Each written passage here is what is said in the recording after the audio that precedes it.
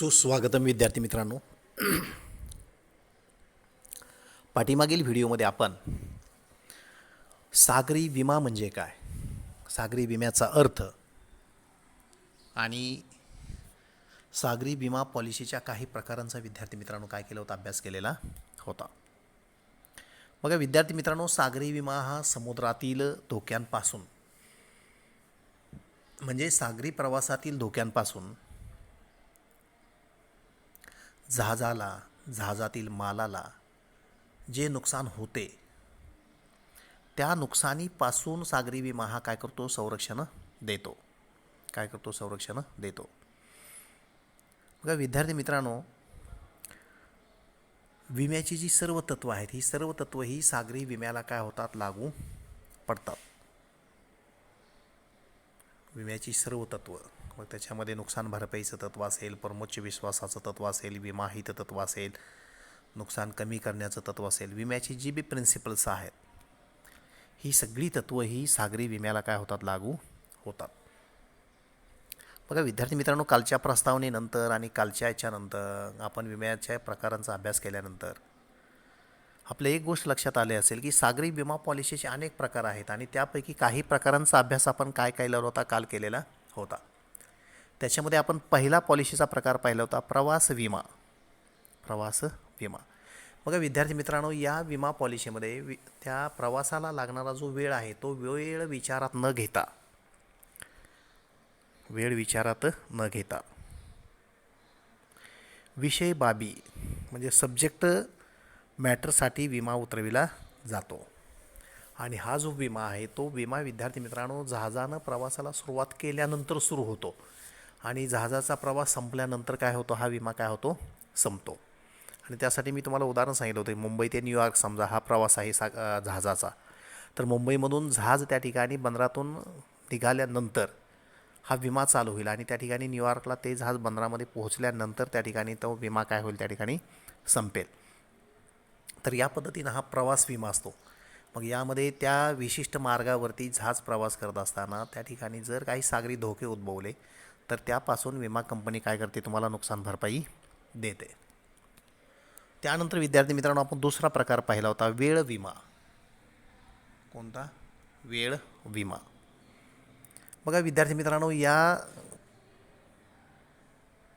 विमा पॉलिसीमध्ये जो विमा आहे तो विमा विषय बाबीसाठी म्हणजे जहाजासाठी किंवा जहाजातील मालांसाठी विमा हा एका निश्चित कालावधीसाठी घेतला जातो. विमा हा निश्चितपणे एका कालावधीसाठी घेतला जातो आणि सामान्यपणे हा कालावधी विद्यार्थी मित्रांनो 1 वर्षाचा असतो. किती वर्षाचा असतो, 1 वर्षाचा असतो. अगदी दुसऱ्या शब्दात सांगायचं झालं तर समजा 1 ऑक्टोबरपासून ते 30 ऑक्टोबरपर्यंत असाही विमा आपल्याला त्या ठिकाणी घेता येतो. पण सर्वसाधारणपणे हा जो विम्याचा कालावधी आहे तो कालावधी विद्यार्थी मित्रांनो 1 वर्षापर्यंतचा असू शकतो. आणि त्यामध्ये आपण दुसरं एक कलम घालू शकतो, निरंतरचं कलम. म्हणजे 1 वर्ष संपलं तरी हा विमा पुढं आपल्याला चालू ठेवता येतो. लक्षात येते, पुढं चालू ठेवता येतो. किंवा सातत्य असा आपण त्या कलमामध्ये काय करू शकतो, उल्लेख करू शकतो. म्हणजे या कलमाचा अर्थ काय, निरंतर किंवा सातत्याचा अर्थ काय, तर विद्यार्थी मित्रांनो जर प्रवास हा निश्चित वेळेमध्ये पूर्ण झाला नाही तरीही प्रवास पूर्ण होईपर्यंत त्या ठिकाणी ही जी जोखीम आहे ती जोखीम विमा कंपनीकडून काय केली जाते, त्या ठिकाणी संरक्षित केली जाऊ शकते. म्हणजे विद्यार्थी मित्रांनो हा विमा हा विशिष्ट कालावधीसाठी घेतला जातो आणि हा कालावधी साधारणपणे 1 वर्षाचा असतो. तुम्ही 2 महिन्याचा सुद्धा विमा घेऊ शकता. आणि तेवढ्या कालावधीमध्ये जर समजा तुमचा जो प्रवास आहे तो प्रवास पूर्ण झाला नाही आणि जर आपण विमा पॉलिसीमध्ये त्या ठिकाणी निरंतर किंवा सातत्य असं कलम घातला असेल तर विद्यार्थी मित्रांनो त्या ठिकाणी प्रवास पूर्ण होईपर्यंत त्या ठिकाणी जोखीम पुढं काय केली जाते, तुम्हाला जोखीम त्या ठिकाणी पुढं संरक्षित केली जाऊ शकते. तर या पद्धतीनं आपण वेळ विम्याविषयी माहिती घेतली होती. त्यानंतर विद्यार्थी मित्रांनो तिसरा विमा प्रकार होता मिश्र विमा. मग मिश्र विम्यामध्ये विद्यार्थी मित्रांनो प्रवास विमा आणि वेळ विमा या दोघांचं एकत्रीकरण केलेलं आहे.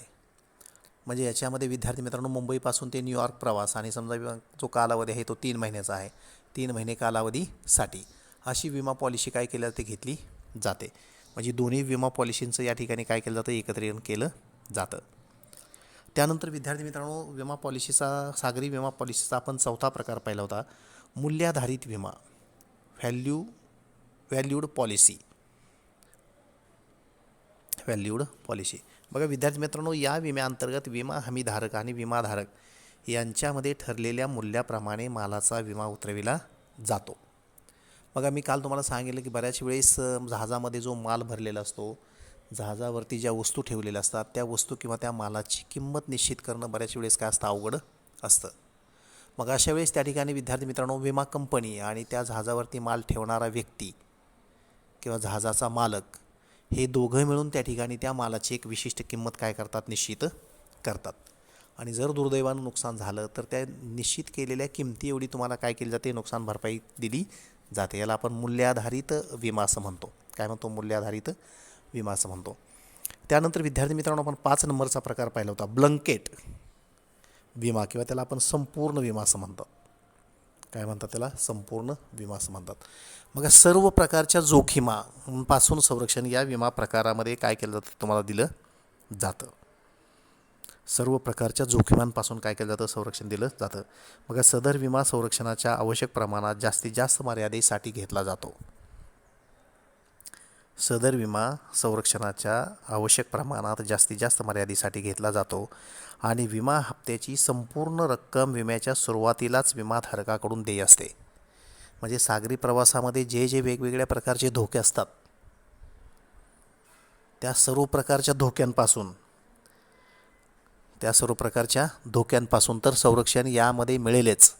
पण विद्यार्थी मित्रांनो, हा विमा उतरत असताना त्या वस्तूचं स्वरूप, जहाज प्रवास करणार आहे तो विशिष्ट मार्ग, प्रवासाची ठिकाणं, त्या ठिकाणावरती असणारे धोके, प्रवासासाठी लागणारा वेळ, या सगळ्या बाबी विचारात घेऊन या सगळ्या बाबींसाठी काय केला जातो, विमा घेतला जातो. आणि म्हणून त्याला संपूर्ण विमा असं म्हणतात. काय म्हणतात त्याला, संपूर्ण विमा असं म्हणतात. त्यानंतर विद्यार्थी मित्रांनो, आपण 6 नंबरचा प्रकार पाहिला होता, बंदर जोखीम विमा.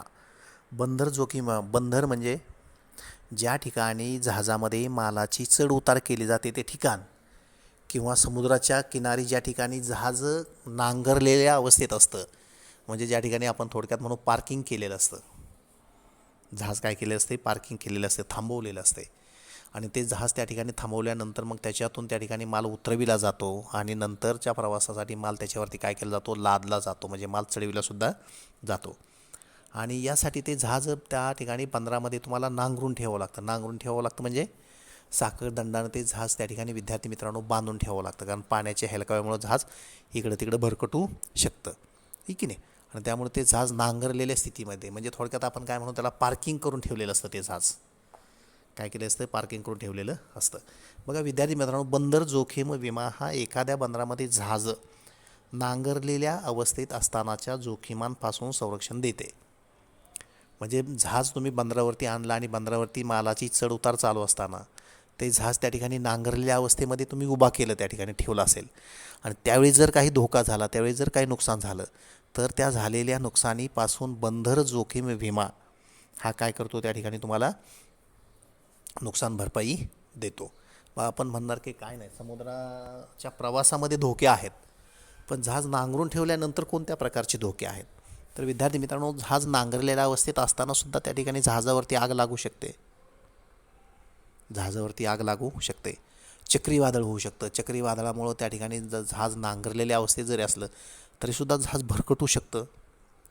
जहाजामध्ये पाणी भरू शकतं, ठीक की नाही. समजा खोल समुद्रामध्ये दूर अंतरावरती त्या ठिकाणी भूकंप झाला, तर भूकंपामुळे विद्यार्थी मित्रांनो त्या ठिकाणी सुनामी येते. सुनामी म्हणजे प्रचंड मोठ्या लाटा येतात, आणि या ज्या लाटा आहेत त्या समुद्राच्या किनाऱ्यावरती काय होतात, धडकतात, ठीक की नाही. अगदी 20-20, 25-25 फूट उंचीच्या या लाटा असतात. मग त्या ठिकाणी तुमचं जे जहाज काय चीज आहे, ठीक नाही, अशा वेळेस त्या सुनामीमुळं त्या ठिकाणी त्या जहाजाचं काय होऊ शकतं, नुकसान होऊ शकतं. आणि म्हणून विद्यार्थी मित्रांनो, जहाज नांगरलेल्या अवस्थेत असतानासुद्धा जहाजाला आणि जहाजातील मालाला संरक्षणाची आवश्यकता असते. त्यासाठी हा काय केला जातो, हा विमा घेतला जातो. त्यानंतर विद्यार्थी मित्रांनो, आपल्याला पुढे अजून काही प्रकार या विमा प्रकारामध्ये पाहायचे आहेत. त्यामधला 7वा जो प्रकार आहे तो म्हणजे संमिश्र विमा. कोणता, संमिश्र विमा, मिक्स्ड पॉलिसी, संमिश्र सागरी विमा. त्याला आपण मिक्सड पॉलिसी असं म्हणू. बघा विद्यार्थी मित्रांनो, आपण विम्याची तत्त्व पाहत असताना आपण वर्गणीचे तत्त्व पाहिलं होतं. कोणतं तत्त्व पाहिलं होतं? वर्गणीचे तत्त्व पाहिलं होतं. वर्गणीचे तत्त्व काय सांगतं? जर एकाच मालमत्तेचा एकापेक्षा जास्त विमा कंपन्याकडून जर विमा उतरवला गेलेला असेल आणि दुर्दैवानं समजा त्या मालमत्तेचं जर नुकसान झालं, तर अशा वेळेस सर्व विमा कंपन्या मिळून त्या ठिकाणी काय करतात? झालेले जे नुकसान आहे ते नुकसान विद्यार्थी मित्रांनो भरून देतात.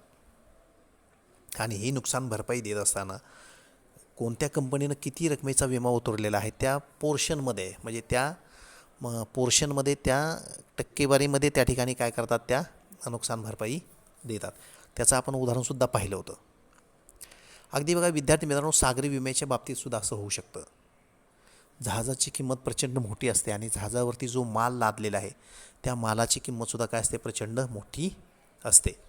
आणि त्यामुळे एकाच विमा कंपनीला एवढ्या मोठ्या जहाजामध्ये भरलेल्या प्रचंड मालाचा त्या ठिकाणी विमा देणं बऱ्याच वेळेस काय नसतं? शक्य नसतं. मग अशा वेळेस काय केलं जातं? तर या प्रकारामध्ये विमा हा एकापेक्षा अधिक विमा हमीदाराकडून, म्हणजे विमा हा एकापेक्षा अनेक विमा कंपन्यांकडून घेतला जातो. विमा हा एकापेक्षा अनेक विमा कंपन्यांकडून घेतला जातो आणि प्रत्येक विमा कंपनीचे दायित्व हे वेगळे आणि विशिष्ट असते. पण हा विमा घेत असताना प्रत्येक विमा कंपनी एक विशिष्ट प्रकारची काय करते? जबाबदारी घेते किंवा एका विशिष्ट प्रकारच्या धोक्यापासून नुकसानीची भरपाई करून देण्याची काय करते? हमी घेते.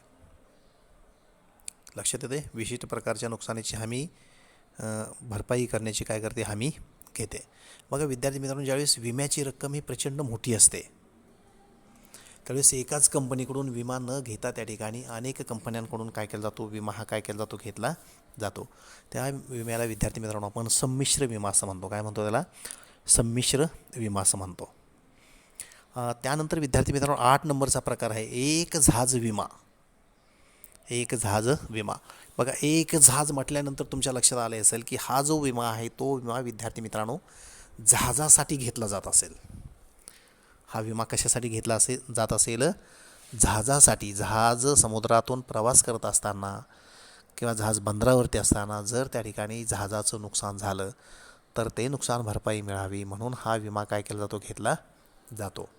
याच्यामध्ये सुद्धा 2 प्रकार आहेत. एक जहाज विमा आणि ताफा किंवा एक गट्टा विमा असे 2 प्रकार आहेत. मग याच्यामधला एक जहाज विमा म्हणजे काय? एक जहाज विमा म्हणजे काय? तर विद्यार्थी मित्रांनो बघा, काही जहाज मालक असे असतात की त्यांच्याकडे एकच जहाज असते. त्यांच्याकडे किती जहाज असते? एक जहाज असते. किंवा जे लहान जहाज मालक असतात, एक लहान जहाज काय असतात? मालक असतात. आणि या जहाज मालकांकडे एकच जहाज असते, आहे की नाही? अशा वेळेस हे जहाज मालक त्या ठिकाणी आपल्या एकाच जहाजाचा काय करतात? विमा उतरवितात. एकाच जहाजाचा काय करतात? विमा उतरवितात. त्याच पद्धतीने विद्यार्थी मित्रांनो जे लहान जहाज मालक असतात, लहान जहाज मालक असतात, त्या लहान जहाज मालकांचं जहाजांचा जो ताफा आहे, एक 10 जहाजांचा 15 जहाजांचा एक विशिष्ट असा ताफा आहे की नाही? त्या ताफ्यामध्ये या जहाज मालकाचं एकच जहाज असतंय. काय असतंय? एकच जहाज असतं, आहे की नाही? इतर जहाजही वेगवेगळ्या मालकांचे असतात. मग अशा वेळेस विद्यार्थी मित्रांनो या जहाजाचा जो मालक आहे तो मालक त्या ठिकाणी आपल्या एका जहाजासाठी किंवा जहाजांचा ताफा असेल तर त्या ताफ्यामध्ये आपलं जे एक जहाज आहे त्या जहाजासाठी विद्यार्थी मित्रांनो जो विमा उतरवितो त्याला एक जहाज विमा असं म्हणतात. काय म्हणतात त्याला? एक जहाज विमा असं म्हणतात. तर यापेक्षा जो वेगळा प्रकार आहे दुसरा तो म्हणजे एक गठ्ठा विमा किंवा ताफा विमा. ताफा म्हणजे एकाच ताफ्यामध्ये एक 8-10 जहाजं असतात, 10-15 जहाजं असतात. त्यांचा म्हणजे एक ग्रुप असतो. काय असतो? ग्रुप असतो. आणि हा ग्रुप त्या ठिकाणी एकाच वेळेस त्या ठिकाणी प्रवासाला निघतो. एकाच वेळेस काय होतो? त्या ठिकाणी प्रवासाला निघतो, आहे की नाही? मग तो जहाजाचा ताफा चालला असं म्हणतो आपण. जहाजाचा काय चालला? ताफा प्रवासाला निघाला. लक्षात येते? म्हणजे विद्यार्थी मित्रांनो बघा, ताफा विमा किंवा एक गट्टा विमा या प्रकारामध्ये, ताफा विमा प्रकारामध्ये एकाच विम्यात एकाच मालकाच्या अनेक जहाजांचा विमा उतरविला जातो. समजा एकच